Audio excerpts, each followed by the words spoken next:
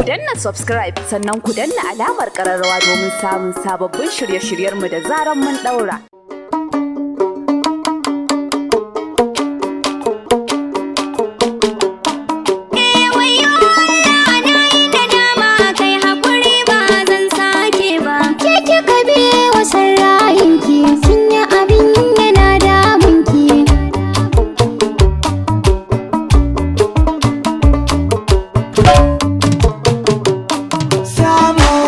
Shi na Allah ne amma ke baki duba ba, jarauta da rabi yayi mun kika ce ke ba za ki zauna ba, ba za ki zauna ba. Samu da rashi na Allah ne a baya ke baki duba ba, na baki shawara ki damke mijinki ki bace ba za ki dauka ba, ba za ki dauka ba.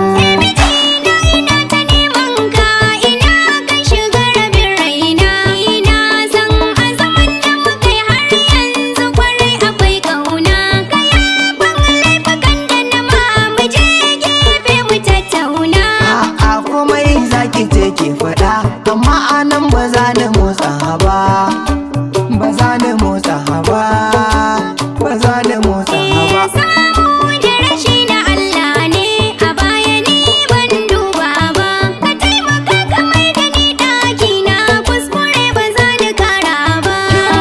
Ta lokacin da ina rarrashin kiki ka share ni, ka ce kin gaji da roman bakan da nake miki kika kyale ni.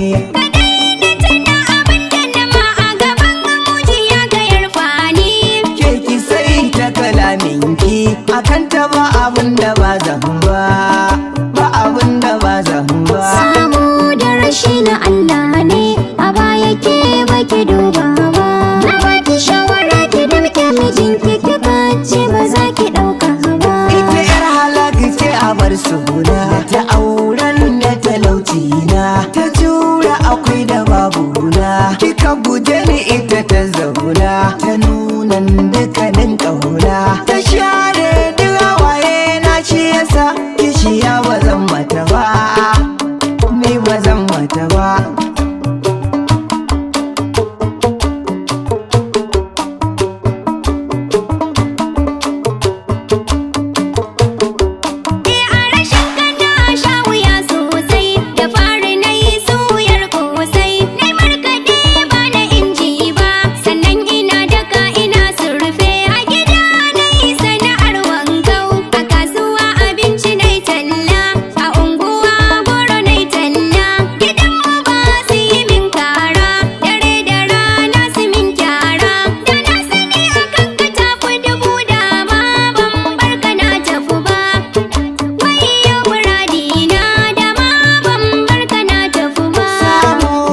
Shi na Allah ne amma ke baki duba ba, jarauta da rabi yayi mun kika ce ke ba za ki zauna ba. Mai gida ya kai abin da ta matan da ta gyara duka halinta, Allah yana son mai afuwa idan kana so ka mai da mata.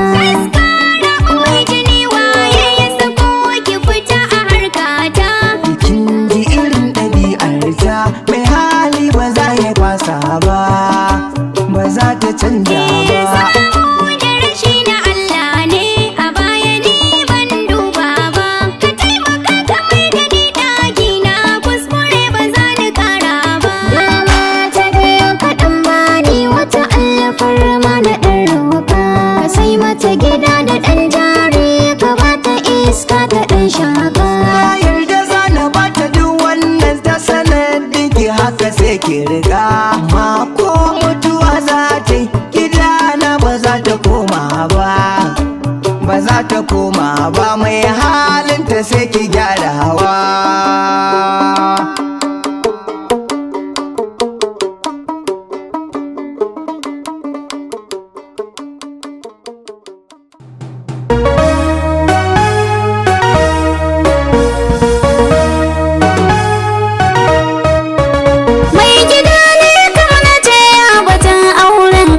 babu fashi kin gama gobe